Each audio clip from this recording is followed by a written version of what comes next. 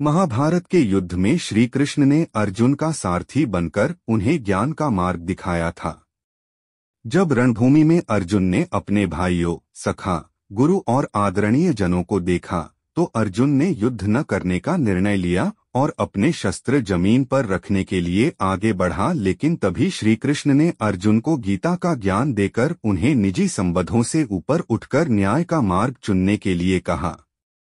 हम सभी जानते हैं कि कुरुक्षेत्र की रणभूमि पर श्री कृष्ण ने शस्त्र नहीं उठाए थे, लेकिन क्या आप जानते हैं कि श्री कृष्ण की नारायणी सेना ने पांडव नहीं बल्कि कौरवों का साथ दिया था।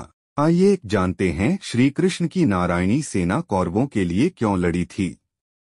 महाभारत की कथा के अनुसार जब कौरव और पांडव के बीच युद्ध होना निश्चित हो गया तो दोनों ही पक्ष अपनी शक्ति बढ़ाने के लिए कई महान योद्धाओं के पास जाकर अपनी तरफ से लड़ने के लिए प्रस्ताव भेजने लगे। इसी कड़ी में दुर्योधन और अर्जुन दोनों ही श्री कृष्ण को अपनी तरफ से लड़ने का प्रस्ताव लेकर द्वारिका नगरी पहुंचे। दुर्योधन किसी भी तरह से अपने हाथों से यह अवसर छोड़ना नहीं चाहता था, इसलिए वो अर्जुन से पहले ही द्वारिका पहुंच गया। दुर्योधन के द्वारिका पहुंचने के कुछ ही समय बाद अर्जुन भी श्री कृष्ण के महल में पहुंच गया, लेकिन श्री कृष्ण तब अपने कक्ष में गहरी निद्रा में सो रहे थे। जब श्री कृष्ण गहरी निद्रा में सो रहे थे तो दुर्योधन कृष्ण के कक्ष में पहुंचा। दुर्योधन श्री कृष्ण के पैरों के पास बैठने ही जा रहा था कि तभी उसके मन में एक अहंकार की भावना जागृत हो गई और वो सोचने लगा कि मैं भला इस ग्वाले के चरणों में क्यों बैठूं। यह सोचकर दुर्योधन श्री कृष्ण के बिस्तर के सिरहाने रखे एक सिंहासन पर अहंकार से बैठ गया। तभी अर्जुन ने भी कक्ष में प्रवेश किया। दुर्योधन को पहले से कक्ष में बैठा देखकर अर्जुन श्री कृष्ण के चरणों के पास बैठकर उनके जागने का इंतजार करने लगा।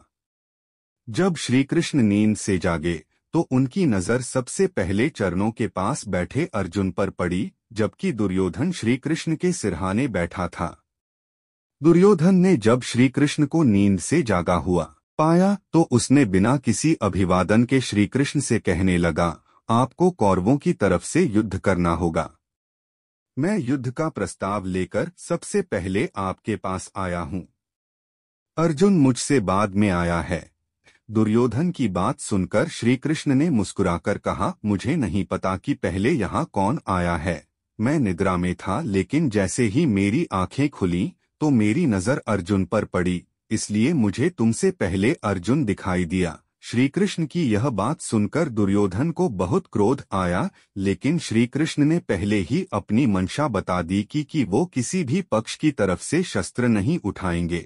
इसके अतिरिक्त कृष्ण बोले, मैं शस्त्र नहीं उठाऊंगा, लेकिन सारथी बन सकता हूं और मेरी नारायणी सेना को चुनने का विकल्प भी है। तुम बोलो दुर्योधन, तुम क्या चाहते हो? श्री कृष्ण ने जब यह बात कही कि वे किसी भी पक्ष की तरफ से युद्ध में भाग नहीं लेंगे तो दुर्योधन ने झट से नारायणी सेना की मांग कर दी। दुर्योधन ने कहा कि अगर आप शस्त्र नहीं उठाएंगे माधव, तो कृपा करके अपनी 10 लाख योद्धाओं वाली सेना कौरवों को दे दें।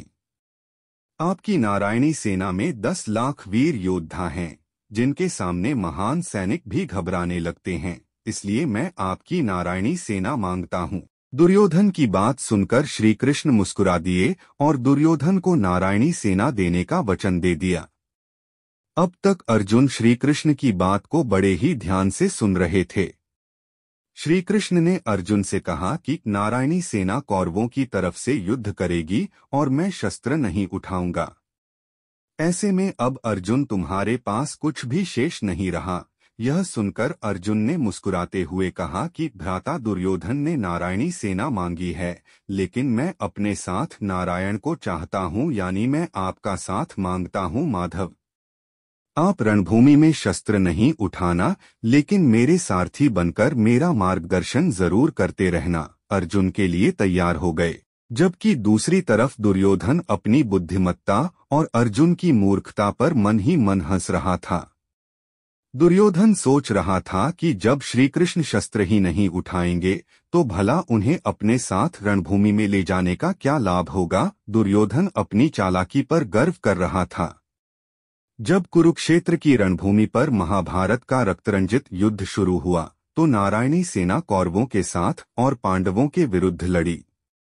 10 लाख योद्धाओं से सजी नारायणी सेना लेने के बाद भी 100 कौरवों का अंत हो गया और दुर्योधन की चालाकी उसे ले डूबी।